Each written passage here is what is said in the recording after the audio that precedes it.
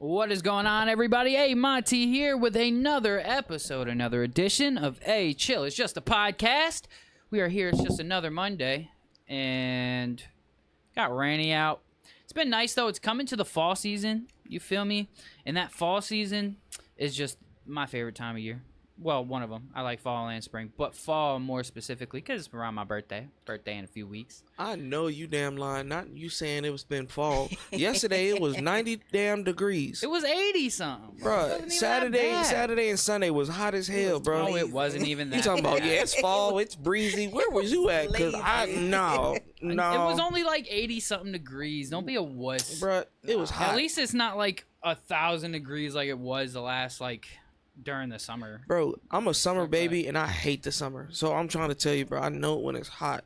And the last 2 days was hot. So when the rain came, was I upset? Yeah, but that was just because drivers don't know how to drive in the rain. All I'm gonna say is be grateful we didn't get that hurricane, because that shit tore shit up, bro, son. So I got an uncle that's in that NC area or whatever like that, and that bridge that fell, he was like, I thought it was fake. But then he was like, nah, nephew, it's real. The whole bridge, you see the flood come in, right? And then I know what you're talking about. And the bridge just collapsed and just goes underwater. Was this part of Asheville? No, it was on the borderline of, it might have been. It was on the borderline of Tennessee and damn, it was on the borderline of Tennessee and something else. And Georgia, right? I think so. Or I don't even know. South Carolina. It was one of the Carolinas in Tennessee or some shit like that. Yeah, and start bringing my laptop and just put it right here. So that I could just be like. But he was showing me the video, and you got cars. It's a 3-lane way that you can go in, and you got cars in the far lane and in the middle lane, and the bridge just gone. That's crazy. And then you got one dude, he's filming it, and you got people yelling at him like, "Get back, get back!" He's like, "I'm fine." And then next thing you know, the whole bridge is gone. Like, I've been in another world. I seen the article and it was like the whole town of Asheville was underwater and they pulled up like 80 something bodies. I need to look at it. And people busting out of the hospitals to go onto the roof. It's a whole thing. Yeah, I've been seeing the videos of just the water just smacking into people's houses, like people's houses underwater and shit. And that's pretty wicked. Anyway, we'll get back to all that stuff. We have a special guest in the building tonight. Miss Lundyn Blaq. How you doing? I'm doing all right. How we feeling? Right. I'm feeling great. I appreciate you coming to talk with us tonight. You know what I'm saying? I'm glad that to be here, and I'm glad that you have me. Yeah, absolutely. Miss Tay couldn't make it tonight. She hurt herself, so we'll miss you, Tay. You'll be okay. We hope for your well recovery. So y'all know how this goes. We're gonna talk to Miss Blaq here tonight for a little bit. Talk to her about who she is. You know, kind of get to know her. Miss Lundyn Blaq. So let's get a good, just like a outline of who you are and what you do. So I'm a singer, songwriter, rapper. I'm trying to move more into lyricism because I love that. Yes. So I've been doing music. I wrote my first song in 2011. So I'll say I've been doing music. Hey, what year we like 13 years? Okay. Mm-hmm. So about 13 years. And that's pretty much it. And I just been out here just trying to maneuver through this music scene in the 757 because it's definitely a little. Oh yeah, we're definitely gonna start talking about that in a little while for sure. I'm out here surviving. I feel that because I feel like that's all I'm doing every day is just surviving, barely. You feel me? Because it's wicked out here, man. No, go ahead. No. Go ahead. I'm sorry. I'm about to say that's my word for like the rest of the year is surviving. Oh yeah. Hell yeah, that's what that's all. I feel like that's all we all can do at this moment in time, because with how the government's set up and how our economy is set up and how the world's set up right now, it's like it's fight or flight, you know, just every day. I think 2024 people thought about success and they thought about moving forward and they thought about prosperity and everybody winning. But I hate to say what was already said in the beginning, but Cat Williams, he solidified this year, bro. He did at the beginning of the year, and it basically exposed everything. It exposed the characters that we shouldn't look up to. It told us to, hey, look, speak the truth, own it, and preach it, and really go deep dive when people tell you something and find out your own answers for yourself. Because this year, like, though we wanted a winning cycle, I think this was an eye opener cycle. And though we might think it is just surviving and stuff like that, but I think we got, you know how we say the woke, everybody woke.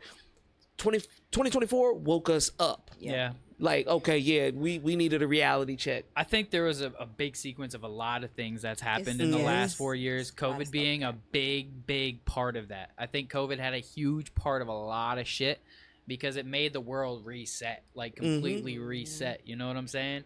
And so, like, because I feel like in 2020 was like, I want to say starting in 2019 was like this whole big, like, self-employment business boom, have your own business. Everybody, you need to have your own business. If you're working a 9 to 5, you're whack. Like, there was just a whole boom of everybody just talking about working your own job, working for yourself, being your own boss, this, that, and the other. And so I feel like that also had a big part of it because a lot of people started getting big heads. Like, I could do this, I could do this. Like, when I started doing the studio stuff full time, right? That first year, I made bank, bro, bank, right? Until all that COVID money went away. And it was way different. You feel me? So, like, just doing that, those two things, and then the whole just men versus women thing has just been Andrew Tate 2020.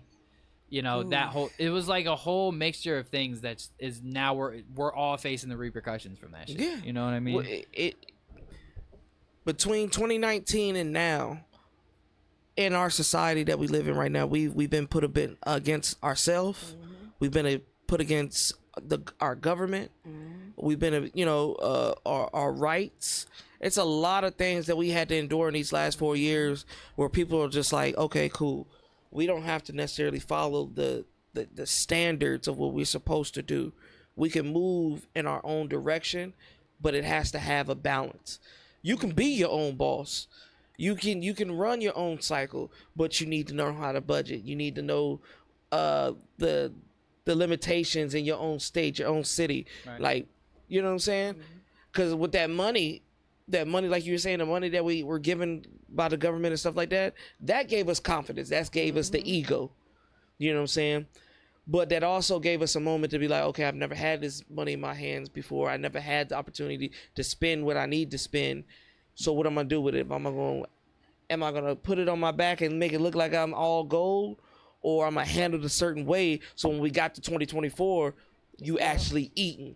You know what I'm saying? You actually comfortable. So bring it back to 2020 when we were getting all of that refund money. How did you react to it? Like, what did you do? Well, I didn't do what now that I, fast forward, I'm like, damn, I wish I would have invested that money properly. But when you sit there and you throw people in that situation just out the blue and you throw them that's that amount of money and it's coming like this and they're not educated on what to do with it, it's going in the toilet. What about all them PPP loans? Did you even think about it? I did, but I was scared. Me too. I don't know, man. I was scared because, like, a lot of people were getting fucked up over that shit. Like, I mean, that's because some people were sitting. How you gonna put the business address as your home address? I mean, because a lot of people. But you can't say you got. It's a certain type of business you can have at home, but if you know it's supposed to be a building, like, come on now. Yeah, I feel like just like recently they had the Chase ATM scam shit that was going on. People were doing like fucking fraud, pretty much. Thousands of people too. Like, they were trying to cash the checks, and it was just fraud. It was pretty much fraud, right? And it's like it fucked so many people up. Like, they didn't know what to do with the money. They didn't know what to do with. First of all, there was a glitch. I know these were different things because one was actually given by the government. First things first, $1,600 wasn't even that much. That ain't shit. Like, I mean, that's all I got. It was $1,600. I don't know what everybody else got, but I got kids, so yeah, I got it. But mine was reoccurring, baby. That's still like, it's still nothing. That's not a lot of money. If you really, once you break it down, it's not a lot of money. $4,800, that's not a lot of money. No. I'm a slightly disagree, only because if you know what you're spending, and if your life isn't necessarily into debt, then that money right there was a lot. Yeah. I mean, I'm just saying it for myself because At that time, I was working 2 jobs, and so I was already making decent money. And then my second job was my extra money. Yeah. So then when you got an extra check, it makes it seem like you're working 2-3 jobs into one. So and they also had the time frame when like, so for me, I was working for the city. I was working for Waterworks during the pandemic, and because we weren't working too many hours, like they had us sign up for like some forgiveness thing or like some thing for like it was like a partial unemployment because of the pandemic. Partial unemployment. You know what I'm saying? And so I was still working 3 days a week, getting my full work, like that work check, and then I was getting like an extra like $700 a week for like 2-3 months, you know, and then studio money. So I was fucking rolling, bro, at that time. Yeah. But it was like I was like nervous because I was like, wow, like these checks are fatter than my work checks. Why? Like. exactly. And then I was like, am I gonna have to pay this back? And then I was like, nah. I definitely fucked the money. I'm so mad at myself. That's when I had started a business. That's because all the restaurants were closed, so I was selling food out the house. I was making a good over $500 a week. I ain't even gonna say a week, per day, because all the restaurants were closed, and then I was getting the unemployment. That was like almost $900 every week. But see the thing, and see that's so what it scared is. to fuck with unemployment, Like, man. I don't know why. When you have they it, furloughed us. yeah. like when you have it like that, and you give it to individuals, so you had a positive business outlook, like you had a dream and a goal. Yeah. You know what I'm saying? It's just the aftermath of it. Like when you constantly getting it, you looking at your kids, you looking at your auntie, uncles, and they just like, hey, can we do this? All right, cool. I'll pay for it. It's that was so my problem. crazy. I was paying for everybody's I didn't shit. think it through at all, because now that I look back, I'm like, dang, those unemployment checks could have got used, and I could have invested that and got me like a food truck or something like that. I didn't think about it at all because it was just coming fast, and I'm just like, I'm making this money. I got extra money in my pocket. We can do this. We can do that. I can pay all my bills. That's all I was worried about. I didn't think about the future of it. So I don't want to go back. Well, I think, like, I mean, I ain't paying the gonna say bills that. part is always good, you know, especially like if you're in debt, you know, and you're getting, like me personally, if I get a big chunk of money, typically a lot of it's going right to whatever it is, you know. And I'm like, when I got my income tax, or like the first fucking like the tax shit, the fucking whatever it's called, I can't think of what it's called, tax money, Tax credit? Yeah, no, the fucking refunds, The refunds. Oh, yeah. tax refunds or whatever.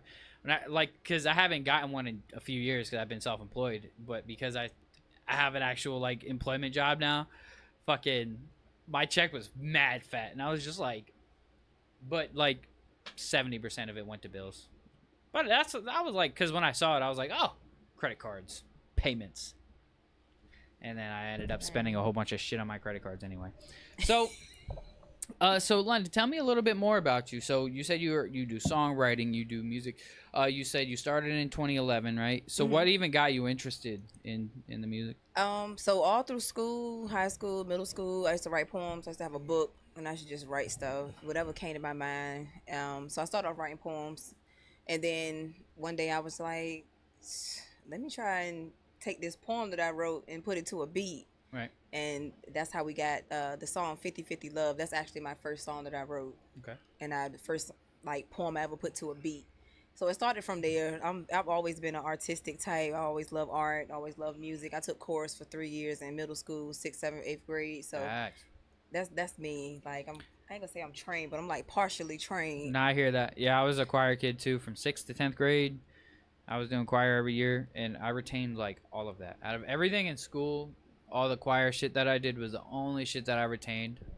Everything else, whatever. But all the shit that I learned in choir, it was like slight music theory, just like simple enough to understand notes and all that shit, you know. And then all the shit for like vocal training, and like I feel like I could be a good vocal coach just because my choir teacher was like that good. She was so good at that shit. Like, well, because with singers and shit, I'm mad good with working with singers, because like I'm very comfortable singing myself. I'm not the best singer in the world, but I know what's like how to hit notes, and you know what I'm saying. He's probably one out of the couple dudes that I do know that hit high notes, and he's comfortable in his element. Yeah, I got a high voice. You know, it's like I've gotten more comfortable through time, and like less ashamed of it. because I feel like for a long time I was ashamed of just having like a higher voice, but now I'm like, fuck no, I gotta use that shit to my advantage. Have like, you ever heard of Elder Barge? yeah, Like, type shit. Yeah, the so world. now I embrace it. I love it because I know Yeah. I can hit all different types of notes. But like I said, when it comes to working with singers, though, it's just so easy to like I'll hear them try to sing something, and then I'll be like, oh no, we can adjust this a little bit. We should hit it this way. Give them the example, and then bam. That's all you need though, because that means you know? got the ear for it. You Oh, don't yeah. gotta have the sound, as long as you got the ear. Oh yeah. Fucking, that's what makes me a very good engineer, y'all. Okay. No, but it's also fun too, you know, because like trying to come up with different, you know, note patterns and figuring out what works the best. Because I know I've been through a lot of times where it's like we'll try a whole bunch of different takes of something to see which one sounds the best, and then we got to figure it out or got to manipulate it. And I don't know, it's just a lot of fun. I'm the opposite. I haven't got fully comfortable with my falsetto. I can do it. I always write everything in like a low medium tone. I don't know why. That's my comfort zone. I'm trying to get out of it. I think for me, it's more or less like just starting to write little parts at a time that incorporates a falsetto, or even just using your backing vocals to like get you comfortable doing it. So that way, like, because you know a lot of backing vocals, they'll have like big stacked choir sounding vocals, and you hear the highs but they're low in the back, but somebody did sing that, you know. So Yeah. it's like doing all that just to kind of get your voice comfortable doing that, and then start incorporating, you know, little bits at a time of higher pitch notes into your, you know, your hook first or somewhere in your verse, because that's what I was doing. And just as time went, I was getting more comfortable as I was like, oh, all right, this did sound pretty good, or this did sound, you know. Yeah. It's just trial and error. Would I be wrong if I said I like imperfected music? No. Like imperfected voices? No. When I mean that, it's just like when you get singers or whatever, and they're trying to hit that note and they're trying to hold it, but you know their voice can change and stuff like that. For example, DC Young Fly. Look at him, he's a comical dude Broke and his stuff like hand. that. And then he did a song with Damani and another artist. And in the song he's like, I want to hear right now. You know what I'm saying? Like, no, there's no plugins. You know, you can hear that's his voice and he's playing with it because you see them on stage doing the same thing. Yeah. I love when artists necessarily play with their voice, like have fun. I think artists, when they actually enjoy their music and actually go into the booth and they're just like in their zone, everything comes out. It's imperfect, but it's perfect. I love it. It's one of those things where I feel like when music comes back to where it needs to be, that's what's gonna happen again. Like, I think now everybody's trying to perfect their sound and get the right auto tune. I don't do no auto tune. You know what I'm saying? give me raw. See, well, because the thing is, it's just like a little. Turn shit out. No, it's all good. It'll happen.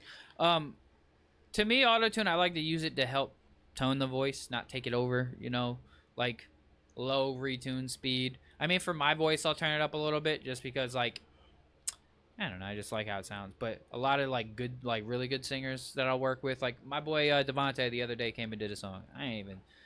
I only threw a little tiny bit up there just to give the tone to it. Honestly, you didn't need it, like, cause I understand exactly what you mean though by the little imperfections in the vocals and like hearing that, and that's That why makes it raw. yeah, that's why I like listening to a lot of classic music nowadays, because you can hear like small, tiny little imperfections like that, but it sounds so good. Like Yeah.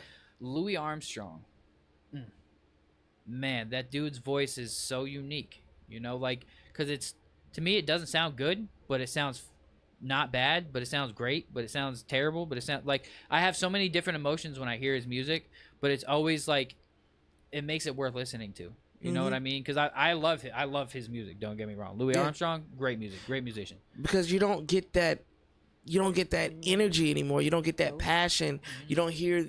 You know how you Because autotune saves everybody. Exactly, They don't and gotta it put makes in much the effort. it makes the perfect voice. Yeah. But if you take the auto tune, see, my thing is when you make a song and you use auto tune and you got 1,000 plugins into your music, and then you get on the stage in front of people. Now they do have mics that have the auto tune put in or whatever like that, or the mixes with auto tune. Or they but- got like Pro Tools running the system. You Pro know what I'm Tools running saying? the But show. yo, when you in front of that crowd, I want to feel like if you hurt, Yeah. I want to feel that hurt. Yeah. Don't give me no robot voice this programming to hurt. Travis Scott All right. concert. So this past weekend, I did a show, and that particular situation happened where the person was performing, but I was confused because I heard a really squeaky sound and I heard like a deep sound, and I was like, okay, which one is the audio track? But then the music messed up and it cut off, and she was squeaky, and I was like, whoa, this don't match the track at all. Like, it Exactly. sounds horrible without the. She sounds I'm sorry. I don't know her name. Thank God. Yeah, she sounded horrible. Yeah, you ain't get no name. But if they got pictures, See, and this is the big thing with artists now is that like everybody's so comfortable doing music the easy way in the studio because engineers are just good now. I'm gonna Like make you sound good. Like I honestly haven't met too many bad engineers who at least didn't know what they were doing. Maybe I didn't agree with their methods of how they worked or how they worked with artists, but they still knew what they were doing. At least people that I've met. But like people have gotten so comfortable in the booth to the point where like they don't put in much effort. I have seen far too many singers coming into my studio. Just if you don't care, I don't either. That's how I feel about it. Like if I had a singer actually come in the other day. He even asked me to help him songwrite. Like he asked me to help him come up with lines, and I typically don't, but this time I was like, you know what? I will. Because you asked me for this. Like you asked, can you give me your honest opinion? I don't want you to bullshit me. I don't want you to tell me something's good if it's not. I do need a little bit of help with some of these words. Can you help me with some of these words? I am wide open to your opinion. I trust you. And I just met this dude. And you just being wide open with me like that, and like, I want this. I want your true, honest opinion and make this the best. I'm going to put my full effort. Because now I see you actually care. And then as we were going through, I better get some type of percentage or points on that. Because I know it's gonna come out great. Send you my email. But that's the beautiful part of it, man. And I also I'm starting to enjoy working on music as a team. Like, tell me a little about your recording process. Do you like to work by yourself alone, or do you like to have other people with you? I actually do prefer to have someone with me, and I actually prefer for the engineer to let me know, like, if something isn't right. Like, I need the constructive criticism because sometimes my ear is not going to hear what you hear, So I do want an engineer that's hands-on. They be like, hey, that don't sound right. Let's run that back or go a little higher. I don't mind that at all. Yeah. Because I get super nervous, and then I get in my head. I gotta smoke about 8 blunts. I need a couple drinks, and then I'm good. I always get nervous when I get in the studio. Yeah. I don't know why.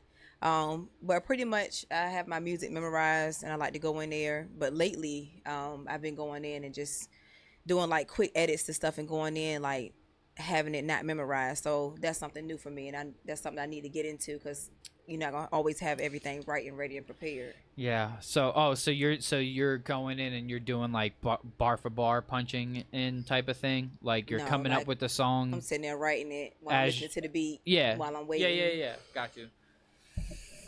That's rough. I'm not gonna lie. I just started doing that. I mean, it worked out for me the other night. I just gotta wait for the song to be mixed. It sounds a little. I know. But I did some revising to the song right before I went in, so it kind of sounded like I was nervous. I feel like I wasn't nervous, but someone told me it sounded like I was nervous, just because I didn't have it fully memorized. I like to be prepared when I go to the studio. There. Especially I don't like punching in. With singing, like I feel like I don't even want to hear you until you like know it, because like especially with singing records, regardless if it's like the sing rapping shit or if it's like some soulful singing shit, I can tell when somebody knows it and is comfortable with it and when they don't. And like, cause I know for me, a lot of times I'm doing just like one line punching at a time, but then I'll go back and listen to it for a week, memorize it, and then re-record the whole thing. That's another good method I think is really important to do, especially like artists who have to pay for a lot of studio time. Use BandLab on your phone. Like, use Audacity on your computer. Use some bullshit program just to record it down. It's not going to sound good. We know. We don't care. You can still record it to know what you want to do on it. You know what I mean? Like, just get a sound and get, like, an idea of where you want to go with the song. You know what I mean? I think that's really important as an artist to do. Yeah. Instead of just coming into the studio, I just wrote this I yesterday. can't stand that. And then when they go perform it, they don't know the words. Like before I hit the studio, I know every last bit of that song from beginning to end. I don't even need my phone. I don't need a notebook. I'm gonna stand in front of the mic and just give you everything one take. You need to. I feel like sometimes that comes with the essence of a song or a recording as well, like memorizing or reciting your words and lyrics and stuff like that. If it takes you retake after retake after retake after retake to do it, I mean, cool, you want to perfect it and things of that nature, but at the same time, remember why you're making this song. Remember who you're making this song for, or what standpoint put you in that situation to do it. And I think that usually would help somebody remember, because again, like I said, if I'm making a story about a girl that broke my heart, that's something that I'm not going to forget. You know what I'm saying? That mean they capping on the track. You know what I'm saying? And I think that's what happens sometimes when people when people go in there and they be like, oh, I'm a punch in artist. So are you really remembering? Are you really telling a story about your life, or are you just coming up with a story? Hold on now. Now, I work with a lot of artists who will punch in, but they have it all written already and they know it, but they intentionally punch in because, like, sometimes you have to punch in because, like, sometimes you're rapping kind of fast, right? And you'll say a line, but then you'll have to cut off the end of the word so that you could start the next word, or so that you could take a breath because you're gonna keep going. Okay, yeah. Right? You know what I'm saying? So instead of doing that, Yeah. you punch out the line and then you come back in. You know what I'm saying? Because it's gonna give you a better result opposed to just letting you go all the way through it and now you're cutting off a whole bunch of words. Yeah. No, I like to give freestylers grace. You know? I'm saying Give freestylers grace. I'm saying in the sense of, for a rapper, if you're talking about 16 zips, break it down 16 zips or whatever like that, and that's an experience that you had or whatever. Only touch the nickel bag. Don't put in an experience that you've never experienced, and now you're just trying to come up with words to make it sound good, to make it sound like you bigger than what you are. Like the freestyle, that's how the freestylers will come in the booth and they don't really know. I get a lot of that too, and they just say the same thing in different ways. Pretty much. Something about up in the pole and getting the ops. Oh man, I got it, and I got it. I'm not gonna call his name out, but I do have an artist, bro. I love you to death, bro. You my dog, bro. You my dog, all right? I'm not gonna say your name, but boy, every time you come in a freestyle, you are saying the same fucking thing every song, and you say your name like 8 times in the song, bro. I love you, bro. But we gotta change that up, cause my bro is dope. Is the thing. Like, he is a fire ass artist, and he's got this specific tone that he can do in his voice. That's like a whisper rap, but bro, like perfected it, and the shit sounds fire. You feel me? But it is a lot of just the same. But I've been on his ass though, telling him like, you gotta write, bro. Like, substance to his words. Yeah, you know what I'm saying.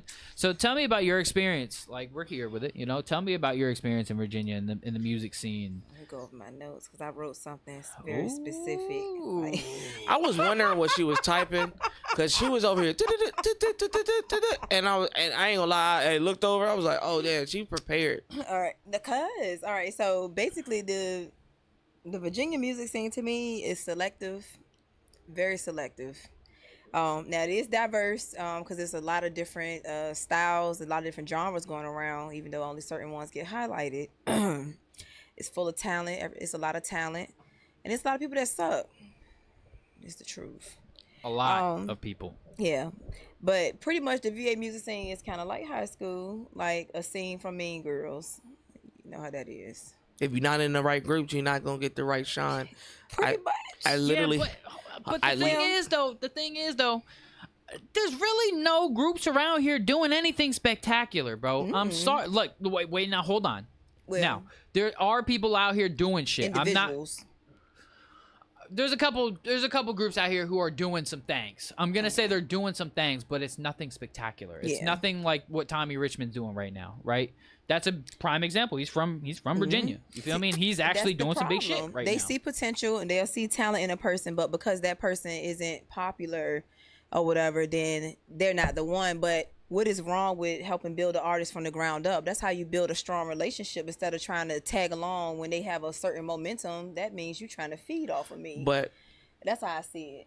I agree with both of y'all are saying. But when you use that example of Tommy, I don't know if you ever listened to his past music. He had to build up to that song. Yeah, no, I'm not saying that you don't have to build up It take to a great it. team, Yeah, though. yeah, It takes somebody taking a it chance takes- on you, though. Yeah, you know? Because it I takes feel- a minute. Because I feel like it's a bunch of artists in the 757 that I've interviewed personally, and I'm just like, hey, this is your song, this is your song, this is your song, and I'm clarifying it with everybody else around me. Hey, yo, this is it. Well, I'm working on my next album. No, This is push your that song. Like, yeah, that's the biggest thing is everybody. First things first, why everybody's so focused on pushing albums right now is just beyond me. Because my thing is if nobody knows who you are, they don't care. They're not gonna sit down and listen to your whole album. They may listen to a song. Or like, because when you're pushing something, you can't, like, if you're trying to push the playlist or push the radio or push the TV, you're not pushing albums to this shit. You're pushing singles. singles. You're pushing singles. So why everybody's so fucking pressed on? I gotta drop my album. I have an album. I have 2 albums. I'm working on this album and that album and that album. Stop. Slow the fuck down. Yeah. Bro, nobody knows who the fuck you are. If you're making this album for yourself, I get it. I understand. For your family. But at the same time, if you're like really trying to take yourself seriously, learn how this business works. Because you putting out an album, nobody's gonna give a fuck. You're gonna get a tops 100 streams I on the was shit. there at that point where I was like, oh, I'm gonna do an EP, I'm gonna do an album, but I'm I sitting was here too, though. like, I was. all right. I Same. started thinking hard, like, okay, if I put out an album, like, I'm already trying to push these singles, so I was like, I'm just gonna stick to singles. I'm not doing an album or EP until I Short become EPs, established or something. I think short EPs, like 4 to 6 song EPs, okay, cool. Now you have a little bit of variety that you could have, that you can put out, but don't push your whole EP. Just push the single off the EP. Just push that one single, but like have it in that EP, so that way when you're pushing that single and they're like, oh, I like this song, they're gonna click onto it and it's gonna bring them straight to the EP where they can hear the rest of it. But a lot of the times when you're just, oh, I got my new album out, guys, I wanna show you my new album. They don't want to hear it. They're like, all right, well, let me hear one song. They hear one song and they're like, never mind, I don't feel like hearing the rest of this album. It's probably gonna be You need that one good single to bring the people to the album. I had an example. Last week. I had a label executive in the building. He was listening to a bunch of artists and stuff like that. And I had one. You had that fucking 1,000 people in here. Yeah. So I had an artist, and he was like, "Yo, this is my songs. I got 3 albums. I got EPs. I got mixtapes and whatever like that." And he was like, "All right, play me your best song." And he was just like, "Well, I'm gonna play you this." He was like, "No. Listen to me. What I'm telling you." I was like. He was like, I just came from DC. I just came from Vegas. I just came from Texas. It's a bunch of artists that I've listened to. Play me your best song. Like, if this was your only shot to win, you got 5 minutes to win me over. Play it. And he played the song, and he was like, and dude looked at him straight up and was like, nah, this ain't it. Like, compared to what I've already listened to in different states and different cities, there's you're not there. Yeah. But then he goes through the album. Because, he's charging for the time. He's charging for everything. And he finally gets to one song, and he was just like, now this is what you should play. Where is this at? He was like, well, I put this out a couple months ago. He was like, he was like, why ain't you push it? He said, I did. I put it out. It's like, no, why ain't you got clips to it? Why ain't you got videos to it? Why ain't you got this, and this, and this, and this? Yeah. He was like, yo, if you got a single that's fire and you got a confirmation that it works, you should be pushing out that single for at least 6 months to a year. A lot of artists that we look up to right now, for example, Coi Leray, that one song that she had that blew her up and shit like that, that song was out already for 2 years. Yeah. And she was pushing it. Lizzo too, that song she dropped, that was out for like 3-4 years before. Didn't that shit blow because of a TV show? I don't know. Woman break they gotta be great. Yeah, I think that was on a TV show, and then it got recognized from that TV show. A lot of other people started listening to it. That's another avenue that a lot of people aren't even thinking about. I've looked down that avenue. Yeah, it's a difficult one. It's something I really got to do more research on. It's not as difficult as you would think. I need some help. It's not. Well, no, there's syncing websites that you can upload all your music, like, there's the 3 main ones that we have to make sure we got right. BMI, ASCAP. Sound Exchange, Song Trust. These are the three main things we got to make sure that we're on, right, before we even start trying to even sync. But once you're on these three things and you have your music submitted to these three websites, because these are going to collect all your royalties for you, right? Because DistroKid, they're not collecting all your royalties, just certain ones. BMI is only collecting certain ones. Song Trust is only collecting certain ones. They're all collecting different royalties, right? So I just, like, I've known this for a long time, but I've just started actually putting my music on all of them. Anyway, point being. See, I lost my point because I went off on a whole tangent. We're talking about TV placement. Yes, TV placement. So when you want to get your music synced, you have it on all these different platforms, and then there's like multiple different websites that you can start uploading, and then there's like, you know, you pay like a monthly subscription or fee or whatever for a lot of them, and then you can easily get your, like, you just submit it to this, submit it to this, submit it to this, and eventually it'll get placed on some type of playlist or some type of something that somebody might be able to pick up. And then once a show picks it up, shit, you're golden. Like, you got shit, you're not gonna get paid millions or nothing, but you're gonna get paid quite a lot, especially when the show's popular. And you never know who might hear it. I think that's another thing too. You never know. Like someone that's really blowing up right now, Bossman D-Lo, came out of nowhere, and everybody's like, "Yo, where'd he come from? He from Florida." Da da da da. But you know who really put him on a map? Rick Ross' baby mama. Exactly. Tia Kemp. Yeah. She put him on a map. She was the first one to put it on her live and to really put him on that standpoint. And everybody was like, yo, who is this? Same thing with Lil Yachty. I think a lot of people forget about how Lil Yachty got started. Free boat or free something. Whatever. It was something like that. And Kylie Jenner posted, she had a Snapchat, and his music was playing in the background, and they was dancing or whatever. And it's just those times and moments that somebody big might catch on to it, or somebody that's just an influencer and they see it. Yeah. You just never know. I'm even trying to get my music sent to JPay. I figured out you can do that too. To who?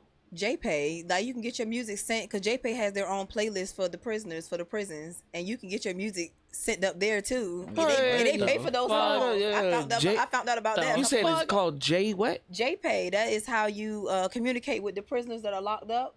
But they also have a music account, and you can upload your music, but you have to find the certain companies that do it. Distribution companies that do it. It's only certain ones do it.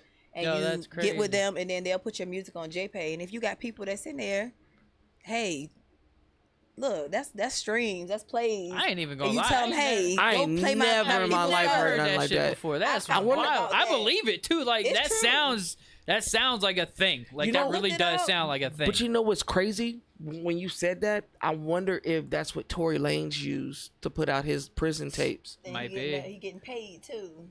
Well, I mean, he probably was still able to use his regular distribution. Just like, because I told you I have an artist who's in jail who sends me vocals all the time. Like, he sends me his shit, and his shit sounds clean as fuck. How? Don't know. But he's in jail. Well, and he's fucking recording. If Tory Lanez had music recording equipment, he probably do too. That's what I'm like. A full album, and the album was fire. I actually think that recording studios in jails are things now. Like, in certain jails, they create this as an activity for the prisoners to be able to, like, that's a good thing. They try to, like, rehabilitate, or at least give them something to do. Gives them something to do. Yeah, that, or, like, you know, they have their devices. You know, they'll get these devices of some sort. You can get your music uploaded on JPay and get paid from streams from that too. Crazy. I'm gonna have to look that up. It's got to be something similar to, like, getting them on, like, jukeboxes and shit. Like, you know, all those jukeboxes and bars and shit. Yeah. That's certain distribution. I need to look into that as well. Yeah. It's so many different avenues. You just gotta do some research and what you're finding out. You be like, you put me on some game tonight, because I was like, what's up, Asia?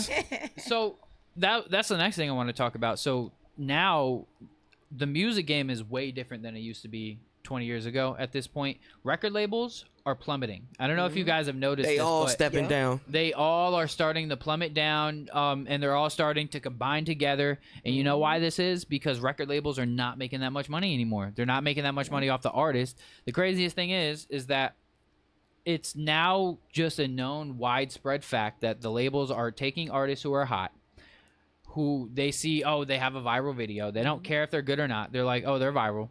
They're using them for that one thing. They're going to see if they can get one more out of them. And then from there, if the artist can't maintain on themselves, they're just tossing them to the side. This is happening. They're not even dropping them. They're just sidelining them. They're just putting them to the sideline and not even looking at them. Won't let them get out of their contracts. They're just keeping them stuck. and they're not doing nothing with them, and they're like, oh well, until you get another hit, I just don't know what to tell you. It's because one of those things is They don't even push them. Now let's be honest, we've had examples of artists becoming independent and really succeeding. You know what I'm saying? But me personally, I look at artists like Lil Russell, and like he's giving artists the blueprint. Hey, look, you got an uncle, you got a cousin, you got an auntie. Everybody want money at the end. Like once you already famous, you already know they gonna want bread. So you gonna work for this bread. I'm gonna give you a reason for me to give you money. You know what I'm saying? So auntie, you're gonna help me with distribution. Uncle, you're gonna help me with sales and clubs. You know, and he's doing it. I mean, bro just had Busta Rhymes in his backyard. You know, in his home backyard with the show right there. And then he does it where when he puts out an album and he puts it online or whatever like that, he doesn't charge a $26.50 or $50 to have the whole album. Pay what you got. You got $2 in your pocket, pay for it. But I'm gonna give you so much great content and great music and just great merch or whatever like that. But then my next album, my next single, that $2, you gonna be like, man, take this 25, take this 50, take this 100. That's actually not a bad idea. And bro. dude, just fucking just put it off for just you. I think once pay. the artists like realize that they don't need a record label to get there, all you need is a distribution company, and you can make money on your own. Like Sexy Red is a prime example. She's independent. I know you don't like her, but she's independent, and she uses an all-black distribution company. Because she's a prime example of what's wrong with hip hop today. Hey, you gotta have your fun music. I don't take her serious. I don't disagree. I don't disagree. You gotta have your fun music. I don't disagree because I think it is important to have fun music. But her music is not fun. It's not good. It's not. Is the thing. It's not good. Hey. It's not good music. Fun music. I'm cool with some fucking Megan Thee Stallion. I'll listen to some Cardi B. See, I'd much rather listen to that. That's a different type of fun because when I'm listening to them, I'm looking for bars. I'm looking for punchlines. I'm looking for wordplay. With her, I'm not really looking for that. I'm looking for her to say something crazy. I'm gonna giggle and then I'm gonna keep going. We got the Glorilla already. Glorilla fun. Yeah, but no. But you gotta understand when Glorilla came out with her hot song, bro. You can't tell me every dude in America was like, damn, she about to fuck my relationship.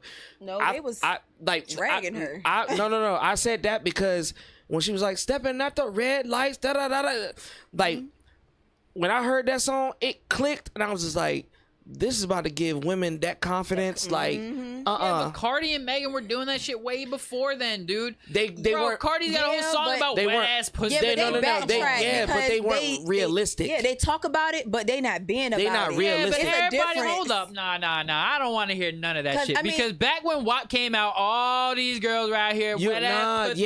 No, you gotta understand. WAP. Everybody had WAP at that point. There was a difference. When Glow really came out, you seen that project chick. You seen that hood chick.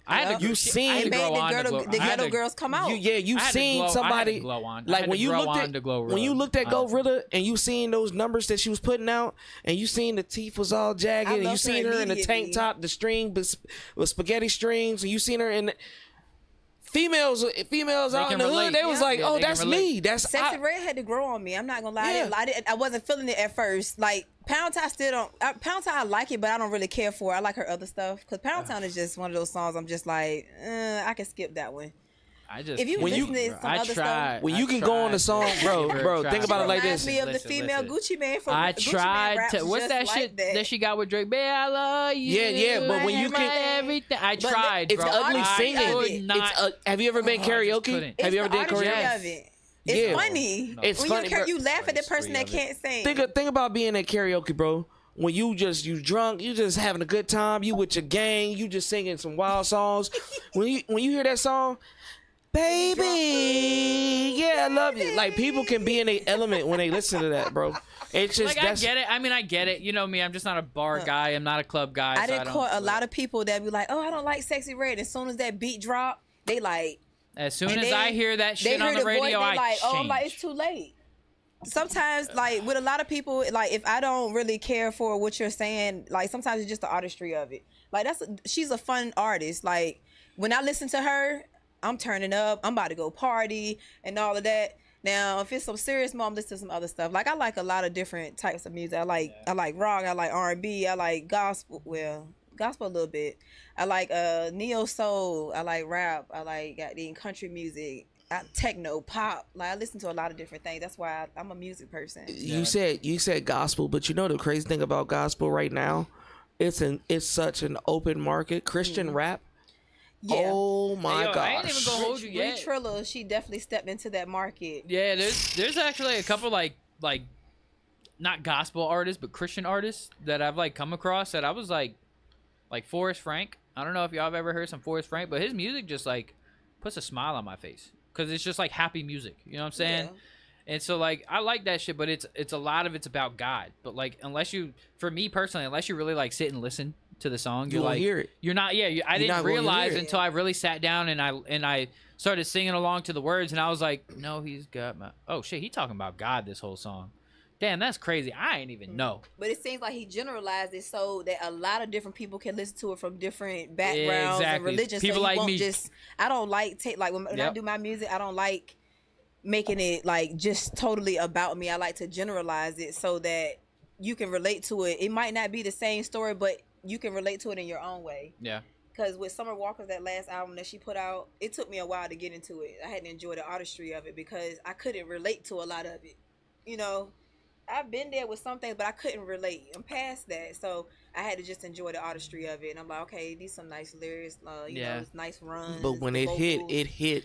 I feel like that's probably why I can't get with a lot of like hip hop music today and just like a lot of artists like Sexy Red because I just can't relate to a lot of it. Like, I stay to myself. I'm from the country. I'm from fucking, Bro, I put it like this, bro. I can't relate to a lot of that shit. That's why it's fun music. I was at my home. I can't relate to it either. I ain't even gonna lie to you. I don't like country that much, but I'd rather listen to country than a lot of shit today. Cause that music sounds more fun, like the upbeat country shit, like fucking Kid Rock and shit. That shit's more fun to listen to me than, There's so many more though. Yeah. Like, I was at this event Saturday it was my homie's his wife's birthday, and they were like, yo, DJ, come on, man, you know the music, DJ, and I'm playing stuff and they're looking at me and I'm just like, yeah, this is just, I'm trying to match y'all's energy. And then I had one guy, he was just like, hey bro, play this and just let it play. And I was like, all right, Bocard, you ever heard of Bocard? Like Bocard, but it's reggaeton, Afrobeat. And the artist, he makes a vibe. I have heard of that name. He makes a vibe. And like you could see where I was playing my type of typical things. I put that on and just let his playlist play. Whole party just was like vibing.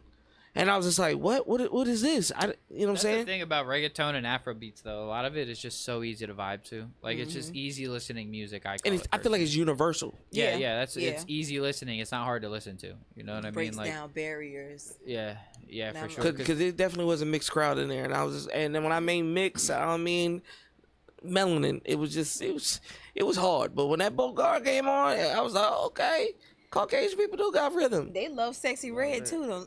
Don't let them fool you. It depends on where you go. Yeah, they love Sexy Red. All them fucking white country girls. Red. That's their guilty pleasure and shit. They're like, oh my God, I got my little Sexy Red on. Everybody has that moment. Like me, I come from the hood, but I don't have that hood factor. So yeah, in my head when that Sexy Red come on, I'm like, okay, but I ain't gonna do none of that. Best. I'm about to shake. That's just like with the trap music. When I listen to certain songs, like I feel like I'm about to go and and run down on something. I'm not about to do nothing but go home and cook dinner. Yeah. It's fun music. Now, if I'm in my feels, then I'm gonna put on some neo soul, some R&B, something that got some substance to the lyrics, so I can play some Snow really, Allegra. Think about it.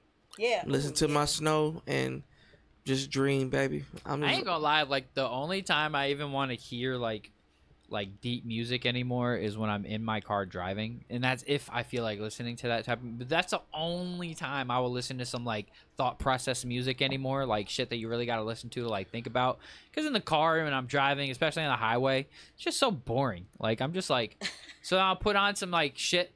It's either I'm gonna put on some Frank Sinatra or like some fucking classic shit, Dean Martin or some shit, or I'm gonna put on my little indie pop list, or I'm gonna put on some deep shit. Like, I tell you what, you want to listen to something like that, Y'all check out an artist. His name is Jacob Banks.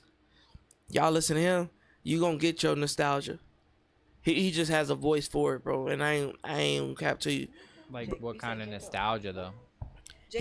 Jacob Banks is a black dude, and he has that soulful voice that would bring you back to Motown. Ooh, that you said that. I actually there's like that. one artist that I found one of his songs on a playlist one day, and then I added it to my playlist, and then one day I actually went to his page and listened to a lot more of his music. Where is it? Right here. Joseph Solomon. Oof. You want to put some soul in your life? Oh man, listen to some Joseph Sullivan for like just Solomon. Joseph Solomon for like 30 minutes, bro. Oh, bro, his voice is just so good. I've heard one of his songs. The song that I was put onto was Godspeed, and I found it on a playlist, and I was just listening to like it just came on my chill mix playlist. It'll just like switch it up. Man, when I first heard that song, bro, I almost broke into tears because that shit just hit me so deeply, bro. And if you're looking for new artists, like very versatile, very flavorful type artists, I would say this is what I did to bring to revamp my whole me. Go on YouTube and go to Colors. Colors have no boundary. They don't have a specific type of genre. You go to Colors. The old school group? No. Colors is like, I guess they're like a media company that brings in different artists from different parts of the world, and you get everything. That's where I met. That's where I found Jacob Banks. That's where I found Snow Allegra. That's why I found not Sam Smith. There's another, the dude that sings Ego. My ego. That shit, bro. I was like, damn, dude has whole pink hair, and I didn't think that was gonna come out of him. I usually just get on Apple Music and type in Neo Soul. That's how I ran across Snow Allegra, Cleo Soul. What is it? Alex? Is it Alexis Vaughn? Alex Vaughn. It might be Alex Vaughn. And then it's like Alexis Isley. It's a lot of people I ran into, but it's a song called So Be It. That's and you would think that those artists would be top tier instead of the ones that are out here right now. Soul don't get no love because guess what? They don't have no drama. They don't have drama. There's no gimmicks with it. Yeah. Well, it's also because people, like you just said earlier, a lot of people like the fun music now. Like a lot of people like that rah-rah shit. Like they're a little. They slow. Well, the attention spans are very short nowadays. Like I seen this dude, he got famous, and I respect him because you stuck with it and you kept going and you didn't let it go. Who that? But he's New York. He's Don Julio. Like you'll see, yeah.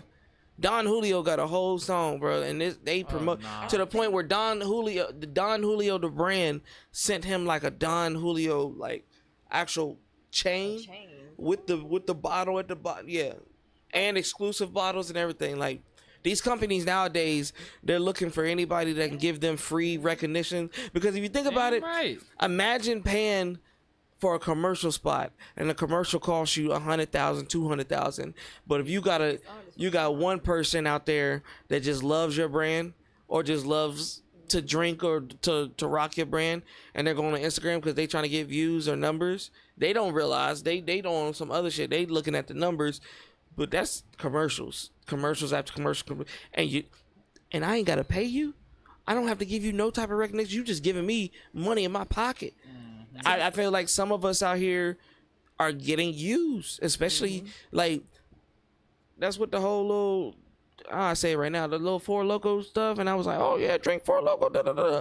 It's like you giving them free promotion. I don't even show y'all drinks no more. Because Mona Leo did the same thing with the Don Julio, and she got some type of endorsement with them. Yeah, but that's a win-win. It is a win-win if they give you if they give you the same recognition and respect. But sometimes I feel like we be doing it and not even realizing like, yo, you paying they bills right now. Like yeah, I mean, but somebody on like our level where we're not getting millions of views per thing that we do, you know, it's like shit, if you do have something that pops off and you end up like promoting the fuck out of their product and they like look at that and they're just like acknowledge it and then eventually do something with you, you know, that's cool. But if they just like never acknowledge it, like Monster never acknowledged me for like fucking 2 years, I quit. Fuck you. I'm not gonna keep promoting your shit. Yeah. Fuck you. And I started drinking something different, bitch. I know. Hey, look, I noticed that can. Like, so I opened the refrigerator. Yeah, I opened the refrigerator and I looked and I was like, that's a different type of Monster. Let's see how that looks. I went to Celsius for a little bit. Yeah. Now I'm drinking Ghost. Bitch. That's what you get. I went for 2 fucking years. It was like, yo, Monster, drink that shit. Bitches. Y'all gonna let Four Loko beat me out with Eric? Ed, for real? Bullshit. Yeah. Anyway, so the music scene around here has been pretty interesting. I think that there has been kind of a little bit of a shift. Have you felt any type of shift to where things are changing a little bit? Yeah, cause like, not to be funny, but it's mostly with the female artists, cause a lot of artists, they're giving out mediocre music, but they're selling the body to go with it, and that's the problem right there. So somebody be like, oh, they hot. They're not. They're hot physically. And just remember, looks fade. Yeah, they do, but especially after 3-4 kids. Well, you got the ones that's walking around here that already got about 3-4 kids. I was about to say, that BBL, that mommy makeover brought them back. Some girls getting their coochie lips cut off so they look like they never had kids. So with that being said, what you do? You didn't know that was a thing? Oh, you didn't know the JJ rejuvenation? Yeah, that's a whole thing. Women, Sky from Black Ink Crew was somebody that got that done. She basically just took away the fact that the kids were ever there and that got everything smoothed out like it had never been touched. Yep. Kind of little R. Kelly-ish, but we gonna let her go. No, they have everything for women. For guys being... Oh, no, they got stuff for men, too. I done did some research on some things. You can get the extendo pole in there that's permanently in your shit. But that's what I'm like, yeah, like, I don't know. You get the abs and all that. What if you try to get like a dick enlargement surgery and that shit just goes south? Sure, they got that. No, they got that. But I'm saying, like, what if it goes south and then, like... Your shit don't never go up. And shit gonna be a lump on one side, I guess. Just imagine. Nah, but because every time, because even when I think about that, I think about fucking Shameless, right? There was an episode where Carl had to like get a circumcision or some shit, and the doctor was like, "You can't get a boner, you can't get a boner," and then he kept getting a boner, and it just kept ripping the shit, like ripping his scar, and he had to keep going to the doctor. I'm just like, I can only imagine, like, I don't even got one, but that shit just hurt. Yeah, nah. Because like, I mean, you ever like wake up in the morning, you're just fucking rock hard because you gotta piss? Morning wood. Come on, it's a thing. No, yo, I gave you the nod. Oh, like, I thought you were like, nah. I gave you the nod. I mean, shit, I'm a dude. I didn't experience everything, but it's just one of those things. Hey, look, I don't know, like, because I had read this post on Facebook earlier. And it was just like, yo, you know, nowadays y'all dudes are sad as shit because y'all need the gas station pills, y'all need the honey packets to stay up. And then another comment was like, yeah, that shit bad because y'all be in y'all 30s, but I'm good. All I need is a hug and I'm good. You know what I'm saying? No bullshit. You know what I'm saying? You get the right type of hug and you straight for the night. You know what I'm saying? But oh shit, it's a lot of things. It's that pull-in hug, you know, when they put. Yeah, but that also goes into like touch your front to my front. Really actually being involved with that woman, like, you know what I'm saying? Nowadays, when it comes to being yourself and just understanding each other, like you said on one of your posts earlier, I read it. I thought that shit was funny. Sometimes I don't need to have sex. I just want to lay up with you, rub on your booty for a little bit. I'm telling you, bro. Because sometimes that's all I need. I don't even need to fuck. Like, let me just rub on your booty. You don't even got to touch me like that. As you start getting older, who wants to keep humping all day? That's a lot.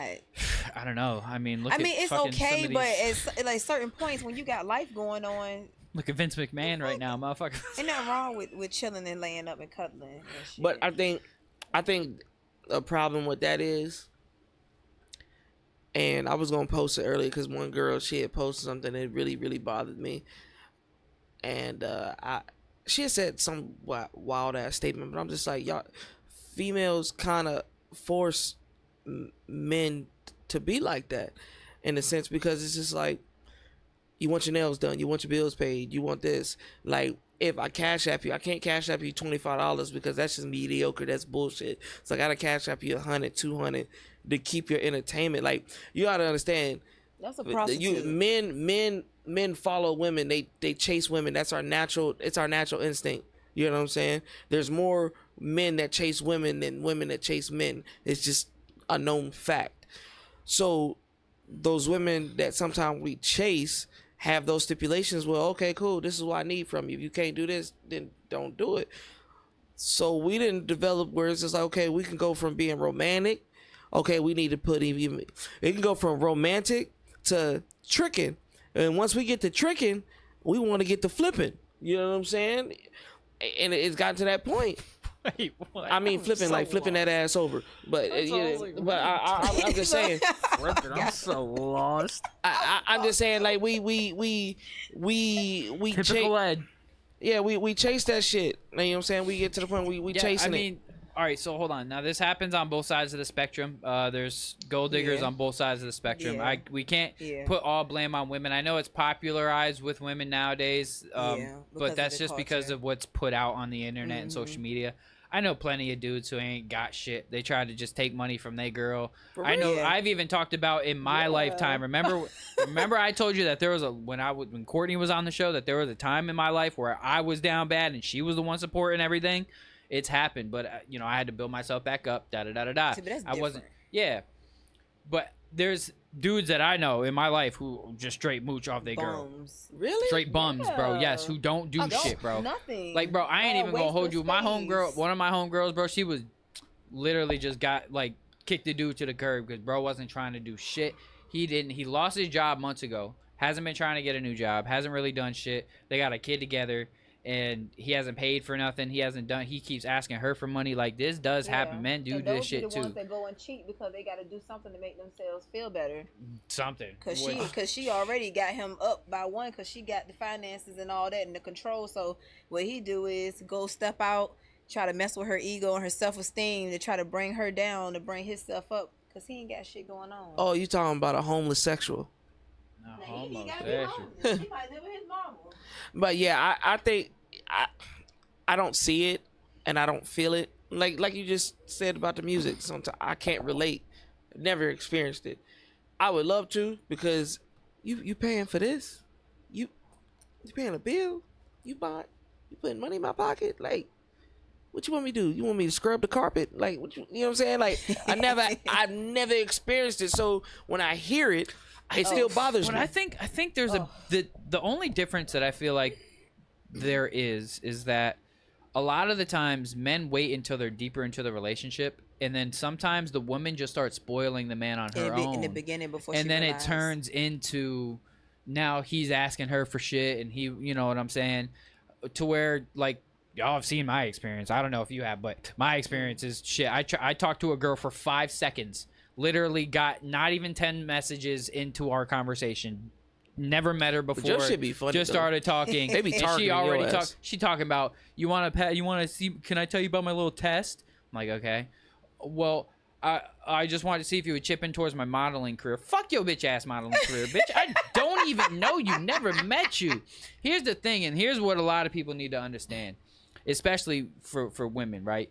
With a man, especially guys like me, I'm totally down to spoil a girl, but you have to earn it. You're not just going to get spoiled off the bat. I'm not going to take you on an expensive date off the bat. I'm not going to be fucking sending you money, paying your bills. I'm not spending money on your fucking modeling career. Fuck your bitch ass career.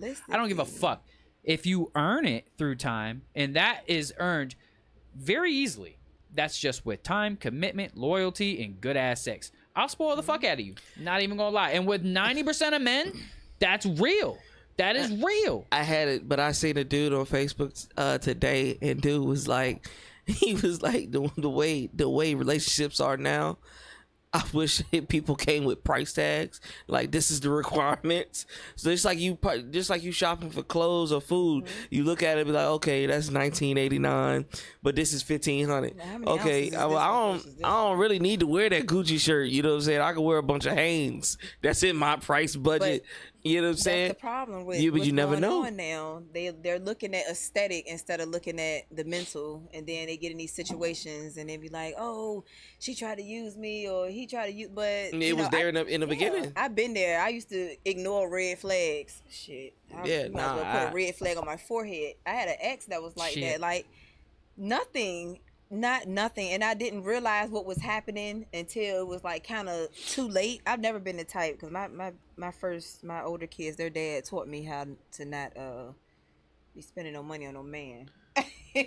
So with that being said, he didn't have nothing. Like when I first met him, he's like, "Oh yeah, I pay bills, I do this, I do that," and then when I started really paying attention, I realized that I made more money.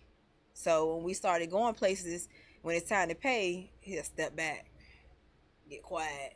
What happened, bill payer? Talking all that big game. Now And you see, yeah. like, See, shit. and that right there, those type of experiences, I've never had. Like for a woman to put her check up or put her credit card or bread up, you know how weird that would be. And I'd be like, "Yo, you punking me?" It's a Like, lot of men that don't care. it's They're not- very comfortable with it. It's not that. See, like, because when I was going through it, I was just like, I just wasn't making that much money, and it was a transition period for me. So she was really holding us up for the time being. But it eventually took a toll, because, like, it made me personally feel like less of a man. I'm not even going to lie. Like, when she started really taking care of a lot of the bills and shit, and I really wasn't able to chip in too much and shit, that shit really, like, started bothering me, like, to the point where it affected our relationship terribly, because I didn't really feel like a man. Like, I felt like it's my responsibility at least to be able to put up my end. Like, if we're splitting the bills, I'm responsible for my end, and if I can't hold up my end, then I but don't. at least you didn't start off like that. You know, things can happen in life. Yeah. But him, he was like that. Yeah. You know, and then he still tried to come back. It's been years since we broke up. We broke up in 2020. Since then, he got 2 more baby mamas and 2 more kids, and then he come back. "Oh, I got a good job now. Oh, I got a car now. I don't care. I still don't want you." can I ask you? Can I ask you this? And I don't think I've ever asked a woman, because we've had conversations like this on the show, but I've never asked this. Like, what makes a woman do that for a man? You know what I'm saying? Is it just a natural attraction, or is it the sex, or is it the notions of, "Yeah, baby, when I get this shit straight, I got you. So is it mentally, physically? See, for me, I'm naturally a giver. I like helping. That's how I am, and I have to like really take control of that, because in the past I have been taken advantage of and used because of that. Like, that's me. I naturally like to help people and like to give if I have it. So when it come down to dudes, though, I kind of like, I put a wall up when it come to that. So they probably thinking like, "Oh, she's stingy." I'm really not. I'm just trying to, I got to make sure, because I don't want to invest in you and then I wasted my money, my time, and everything. Like, I've been there before. And I want to know, like, what can you do for me? Because I know what I can do for you. Not saying I can do everything in the world, but I need to see what you can do for me before I even start doing anything for you, to make sure that you're not going to try to just use me as an opportunity. Like, you're a giver. Like, my ass was like, "Oh, you're so kind-hearted." That was an insult for me, because I'm thinking like, "Oh, you think I'm a green bean?" Kind-hearted, dummy, lollipop. That's how I took that. Shit, lollipop. Hey, lollipops get licked every day. Hey, I'm gonna use that one. I like that one. Lollipop. She said lollipops get licked every They get licked every day. crazy. You gotta look. You don't want to be a put me on lollipop. game with that one. I like You don't that wanna one. be a Lollipop, lollipop. boy. Yeah, that is Hey, yo, when y'all see me start using it, hey, look, hey, this is where I got it from right here. That's fire, bro. I like that. I like that shit for is real. crazy. I ain't even So, gonna you know, it comes from that. When you could be naturally a giver, then you got some men that specifically target single mothers. See, I'm a single mother and I'm a giver, naturally a giver. So that's a bad combination for me. They target single mothers because they think, a lot of single mothers, I'm not one of those, but they be desperate for love. And that's when they let anything go, anything fly. Like the red flags could be sitting there saying, "Hey, I'm a red flag." And she's still like, I got a homegirl. I was, you know, and that be the problem. Some people just be wanting that idea of love. It ain't even really gotta be single mom, just women. Some women just want that idea of love, so they'll just put up with anything. I literally just had that conversation with my homegirl like 2 days ago. And I told her those exact. I said, "Listen, I've known you for over 10 years now, and I've seen you go from relationship to relationship to relationship with hella dudes that I told you from the start, this is what's gonna happen. at the end. There's only been one solid dude that I have seen her with, and that's her first baby dad. He was actually a solid dude. Everybody else who I've seen this chick with, all the same. Had tattoos, had piercings, had fucking this, that going on. Bruh. And it's just the same thing over and over and over. And it's see, like, yo. She going after aesthetic. And see, that's why I was asking her. Like, I don't even think at this point, I don't think that you even really like these guys. I think you just liked the attention they gave you, and you just wanted to be loved so bad that you were just like, well, fuck everything else. I'm just gonna go all for it. For now. Yeah, that's what I'm like, because I be seeing you're single one day, and then like 2 days later, oh, I'm in a serious relationship. Well, serious relationship. Oh yeah, me and this guy are together now. You just broke up with this other dude 2 weeks ago. Now you're in a whole nother serious relationship with a guy you swear to God you love.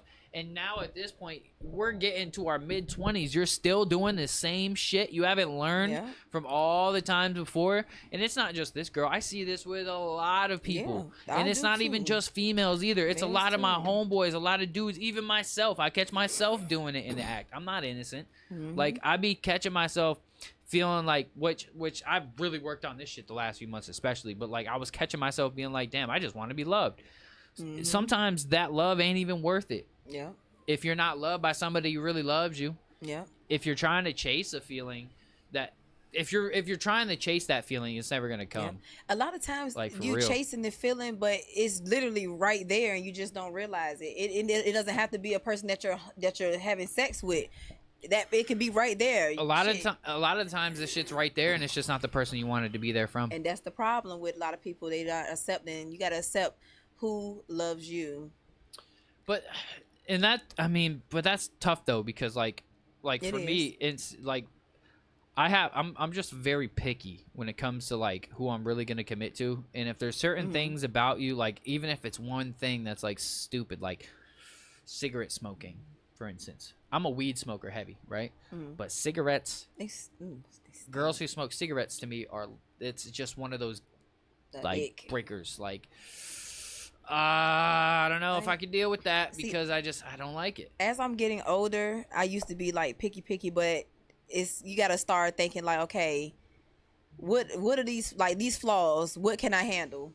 And you got to start accepting that, because nobody's gonna come to you picture perfect. So they got to be perfect in your eyes. So at that point, it's like, okay, he might leave plates right here. He probably wash the dishes every couple of days. But he pays all the bills. It's different things. You have to just decide what you're willing to put up with. And if it's like too much of a red flag, of course not. I think mine is just motivation, eagerness, like. I want somebody not just to depend on me, because like if I lose my leg, lose my arm, half my head, then what? Yeah. Like Support. what are you gonna do? That's what like, I need. I want somebody to be just as motivated as I am. Like if you see me and I'm doing this and this and this and this, and I'm focusing, I'm just and I'm asking you, hey yo, when you gonna work on what you got going on? Let's talk about what this. And you're not taking that leap of faith. It bothers me, because it's just like, well, what are you waiting on? Time waits for no one. Yo, and that's why I always say, like, I can't stand talking about shit. Just fucking do it. Yeah. Like, because we can talk about shit all day. I want to do this. I want to do this. Want. Like is really what it sounds like. It sounds like you're not actually gonna do it. Like it's like the simplest shit that like we all want to do things, but a lot of it is just we're not doing it. Like, because going to the gym is one of those things. Like, so for me, I've been working out again, but I still haven't went back to the gym yet, right? But it's one of those things that I've been saying I want to do, right? But I haven't done it. I've been working out, but I haven't gone to the gym in a while. I've been just working out at the crib, right? But like, that's where it's what I call it.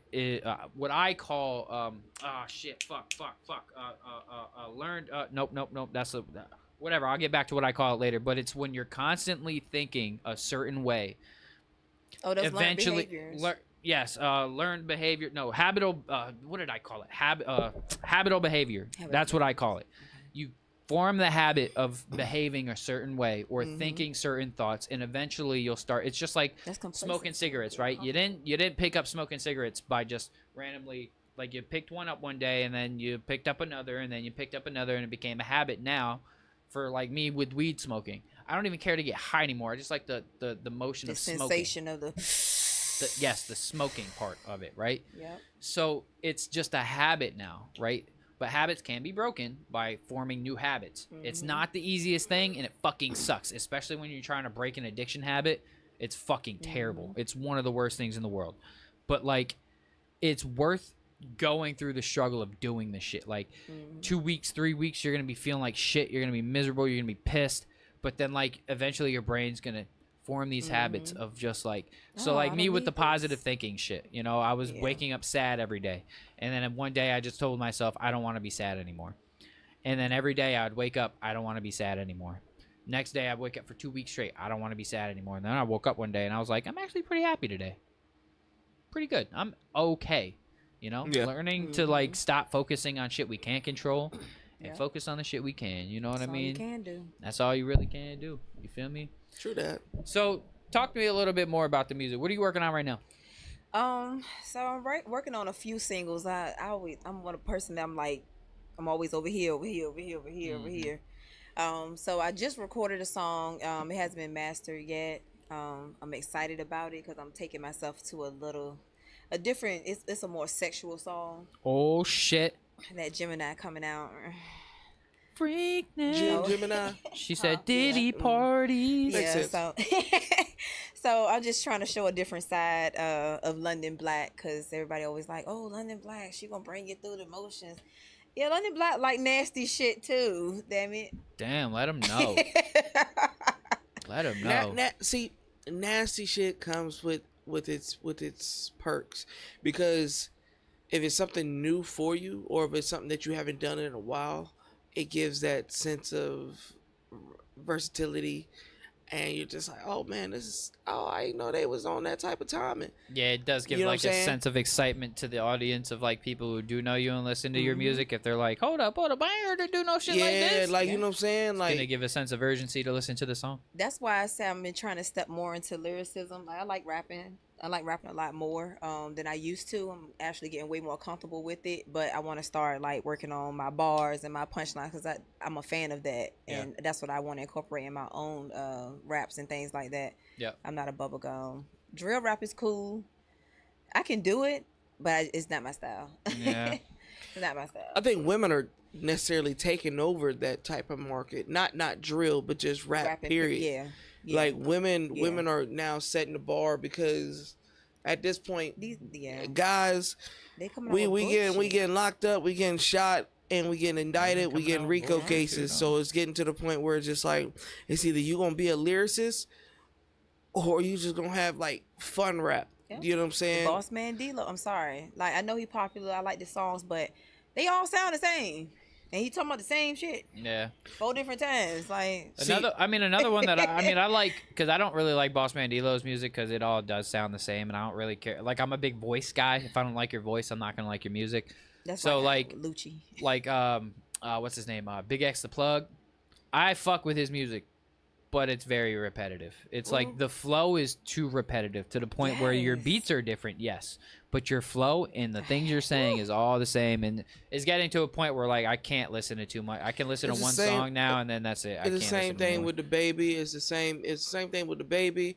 It's the same thing with Boss Man. It's the same thing with Big X. It's the same thing with fucking the people like Mexican the Plug. They're going viral though. The young kids are really feeding into it. Mexican OT. He said Mexican the Plug. I did. Mexican OT. I did. Guess what? Y'all all sound the same. They so do. at that time, y'all just have. Wait. Hold on. That's what the kids like. Hold to be honest, hold on. That Mexican OT be changing this shit up. Okay. I just want to put this out there because I am a fan of his music, but he does switch his flows up. It's just the rolling the R's thing, the shit he does, but that's like his trademark shit now. Yeah, it's like his signature shit. But his songs don't all sound the same. His shits all sound different. All right, that's a lie. Not all of them. Most of them.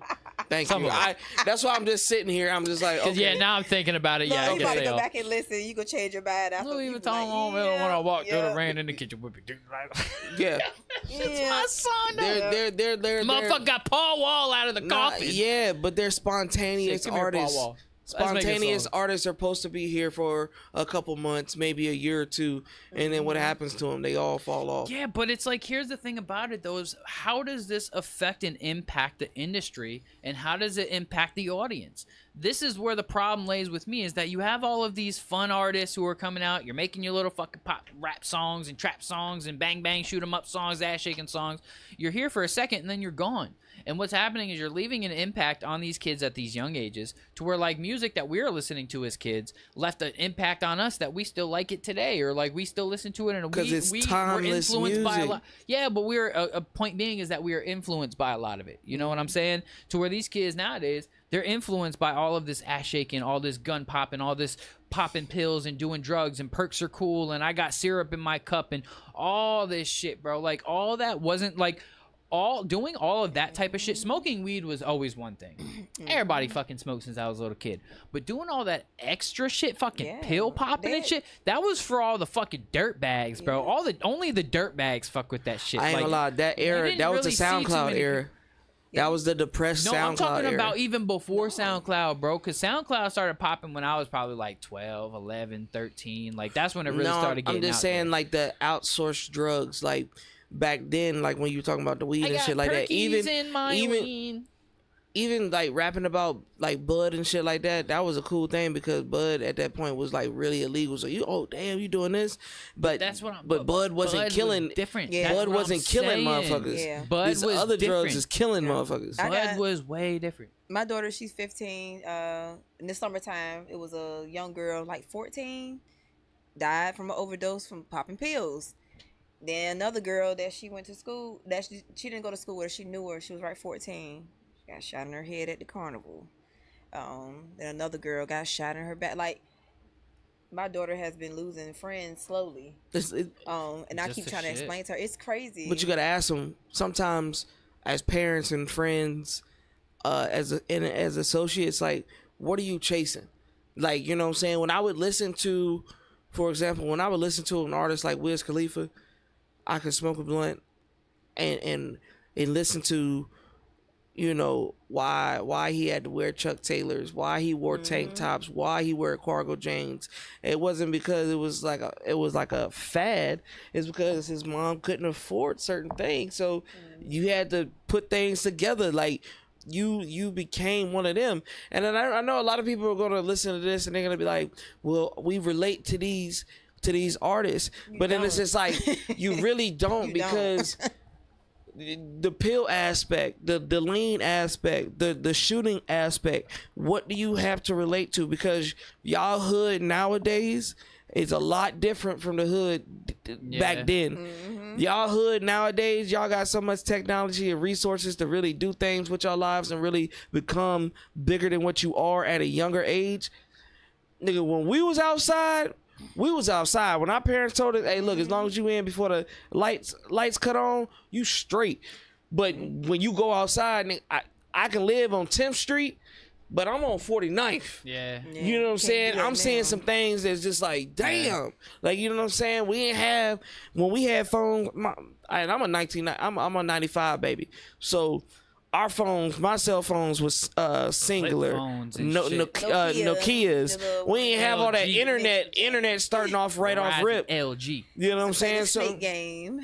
you text, hey, where you at? Oh, I'm at the skate park. Or, oh, I'm here on this, da-da-da-da. Oh, they about to do a kickback real quick. That was it. We ain't go to Facebook, Twitter, Instagram. We ain't do all that. We ain't had to do all that. Yeah. So we had to look at life for what it really was. We was really outside. Yeah. Yep. Y'all niggas go outside and want to shoot just because it's hot outside. Until I was 19, almost 20 years old. I didn't even know what Facebook was. I ain't even gonna lie. I think I created my Facebook when I was 13. I had my cousin do it because I was just. Well, I am older than y'all, so yeah. It was probably, I think I created my Facebook in 2010, 2011. I think that's around the 2012. time I made mine. I made mine in like 2009. Somewhere around there. I was in middle school. I think MySpace. I was still on MySpace then. I was in. 2009. I was still on I think we MySpace. discovered it around the same time. MySpace was fucking popping, and then MySpace fucking I still got my Facebook. MySpace. Honestly, Facebook was never ever as good as MySpace was. MySpace was always way better. Facebook was Facebook had for- more Facebook marketing. was traumatized. That's how you get into a lot of fights. You and your boyfriend at it because why do you have these people on your top 8? That top 8 was Oh deadly. shit! She just threw That- something. that Yeah, top- nah, Cat's out the top bag 4, now. That's how you cause a problem. Like You you get- cool today, you might be number 1, then you go back up there the next day and he done move you to number 4, or she done move you to 5. You like Nah, was MySpace, drama. and when you get in relationship arguments and you young, you don't even know what a relationship is. But as soon as you get in a little spat or whatever, you got until 8, maybe 9 o'clock before you got to go to sleep. So you know what? I'm putting this song on here and I'm leaving it on my page and I'm logging out. Yeah. So you know what I'm saying? Like it was just a different era. So these Fucking these Facebook, kids son. these kids nowadays, bro, I would MySpace. love to grow up in y'all era just to witness y'all bullshit and the complaints. I ain't even gonna lie. I would not want to. I just wanna- I'm so glad that we grew up, or I grew up personally in the era I did, because it was 'cause I had fun. it was in the transition you had from no fun. technology, like limited technology, to access to all technology. Like I just want to do it to witness what the complaints are. Like they don't know how to do anything. for now, it's that everybody's problem. lazy. So I think Yep. what had happened is in the last 10 years, all these kids who were babies in 2010, who are now teenagers now, I think what happened was these kids were fed straight tablets, laptops, cell phones, all this at such young ages that it's made a lot of them just not even, like, they're useless. A lot of these kids are useless. Like, they have no skills. Their only skills are like what they see on the internet is just sitting there looking at a phone screen. But that's because they had these devices put in their faces, and this is their babysitters. These were their Now, friends. what I These can were say with my oldest daughter, thank God, she has ran into a group like 14-year-olds. I'm talking about they're doing nails, they're doing lashes, Yeah. they're doing hair. Like, they're really doing it. I even met a couple years ago, I started buying custom cakes and treats and stuff from a 15-year-old.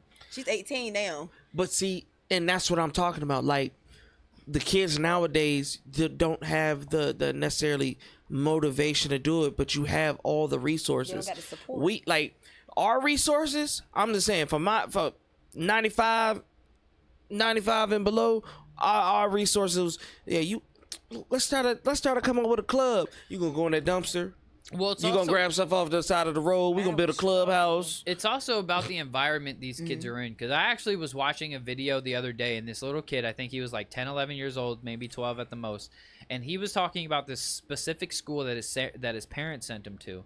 And at this school, they don't learn anything besides what you need to be successful, to survive, to like make money. Like in this school, he was saying that they were teaching him how to buy rental properties and how to do all this that's shit. important stuff. And they helped him get a loan. And this kid is like 12, and he had already gotten a bank loan and had already bought a property, and they were fucking like renting it out for what's it called, Airbnb. He has an Airbnb property. This kid's 12, already has an Airbnb property. You know what I'm saying? Like, but that's because his parents sent him to this school which taught them these specific skills. They didn't, like I said, this school did not teach. They didn't have fucking subjects, math, history, English. They didn't have A this. lot They of those had top-notch schools are like that. those specific things of this is what you need to do, stock trade. all of that. And they're teaching these kids, like, because I know for me, we had economics and we had certain classes that would teach you certain things, but it didn't teach us that much. The most I learned was how to write a check. I take it back. Now, when I was in 6th grade, I didn't understand what I was doing, but now if I could take it back, they was teaching us the stock market when I was in 6th grade.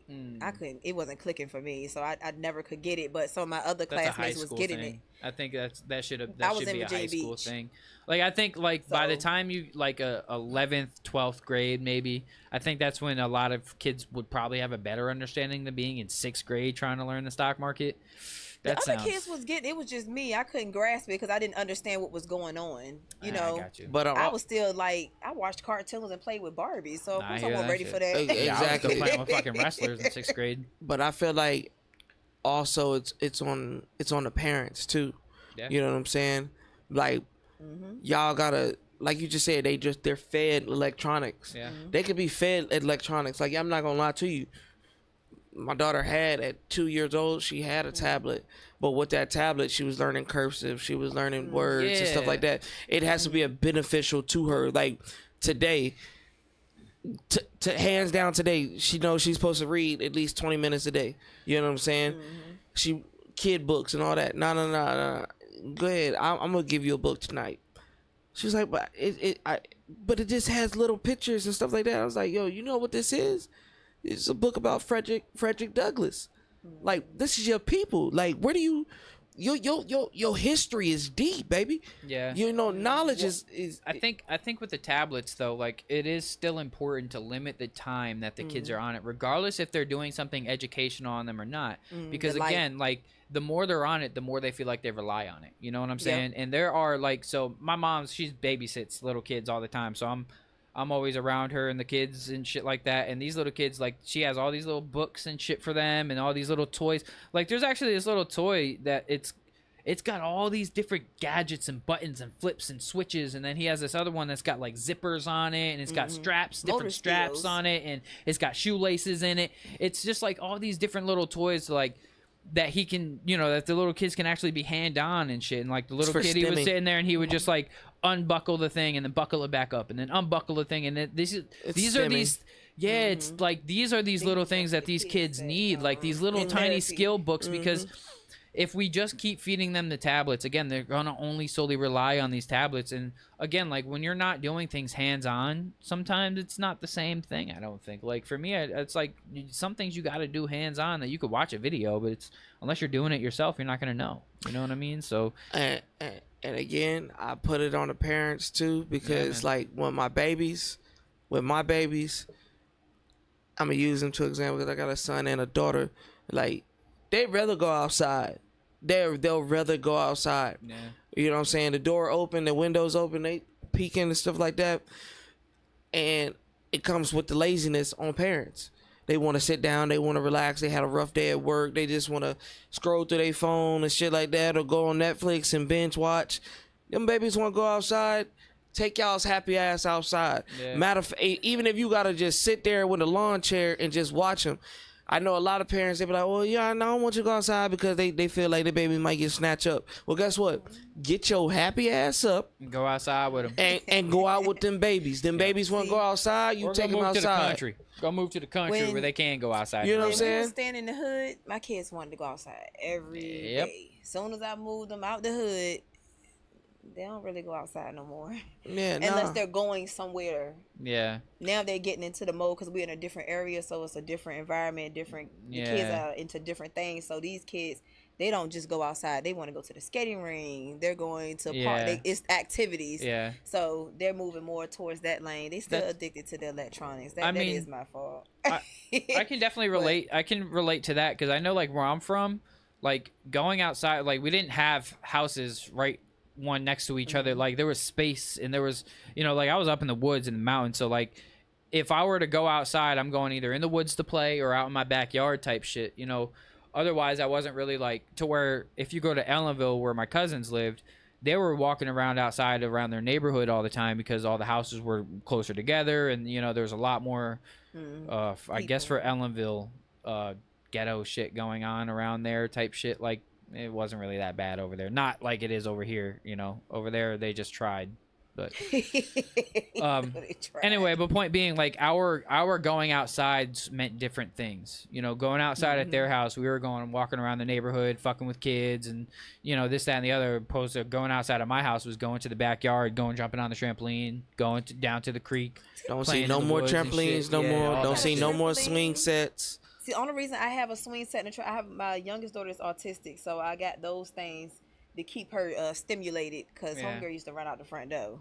So I put things in the backyard. It's closed in. But my other kids, my older ones, they don't. My 15 or my 11-year-old, they don't really go in the backyard. They don't want to do anything. Like get that water gun, put some food coloring in there. Yeah. You on the phone? Squirt. What are you doing? Squirt. I'll Yeah, throw you the I mean, gun. it's What you gonna also do like- now? I mean, I'm there's a just- lot of ways for parents to start limiting access to their kids and the shit that they do and they watch. Like you can put timers on kids like phones, and there's all these different things that you can do as a parent to limit these things for these kids. Like, because I know when I get to that point, they only on it for shit. I'm one of those parents that you're only playing the game for this long. Like there will be special occasions, you know. I'll let him for his birthday on Christmas. You want to play the game all day, go ahead. But like other days, nah, bro. You got 2 hours at the most, an hour, you know, whatever. But See, my oldest, I don't have an issue. She gets up, get herself together. She go to school every day. Girl, take the tablet. Live with the tablet. Breathe the tablet in. She don't really be on it all night. She goes to bed. My middle child, that is the problem right there. It's her. She likes to stay up late. She's been like that since she was in the womb. Tabalati. I tell you what, you want to stay up late? You want to stay up late? Go ahead, read the book real quick. Read the book and come talk to me afterwards. I'm a big thing on that. Yeah. Read this book. They ain't like, gonna... okay, I like reading. She always had like a higher reading level. She likes reading. Oh yeah. Only thing We having fun. that can hurt her is when I take that phone. I take her phone and she has a heart attack. Like she can't stand it. Oof. So that's my thing. Take the phone, and then I told her my next step is I'm gonna remove her device from the Wi-Fi, and then I'm gonna go on the account and disconnect the phone completely. There you go. You know what I'm saying? Well, if you ain't talking to Jesus, definitely a habit that's got to be broken. Like, cause I was catching myself. I started feeling like I was getting addicted to my phone because it'd be like I'm sitting up at night, and instead of going to sleep, like I'd be mad tired. I'm scrolling through TikTok for 2 hours, 3 hours. Shit, now. Like once I feel like I'm tired, I've been putting my phone down. I put it on my desk way away from me at least 30 minutes before I go to sleep, and I just leave it alone now. I'm trying to like stay off of my phone because I have caught myself like I'm like walking around everywhere in my crib and I'm just like watching videos or doing whatever. Like I can't do anything without watching a video. It was getting bad, so I started telling me like changing my habits with my phone and trying to just put it down more, you know, and only if I need it type of thing.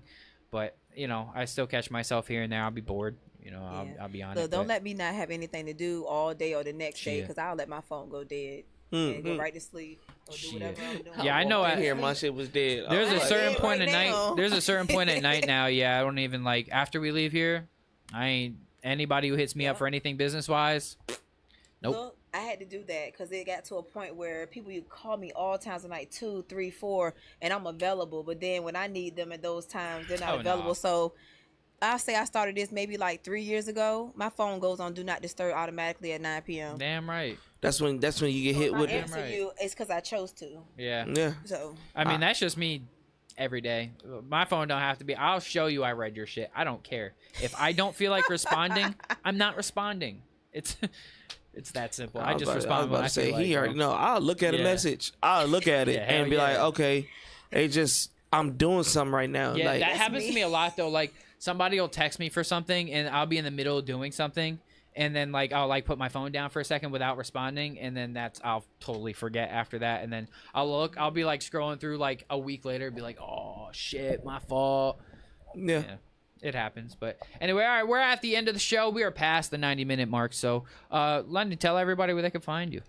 you can find me on all platforms, Instagram, Facebook at LUNDYNBLAQ, Lundyn Blaq.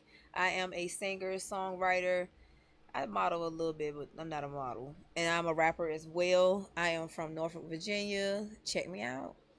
Facts. Is there anything up and coming you got coming out, or any shows or events or anything you got coming up? As of right now, no shows or events. I haven't signed up for anything because I'm really trying to get into working on audio visuals for my stuff. I did drop a song, Mama Said.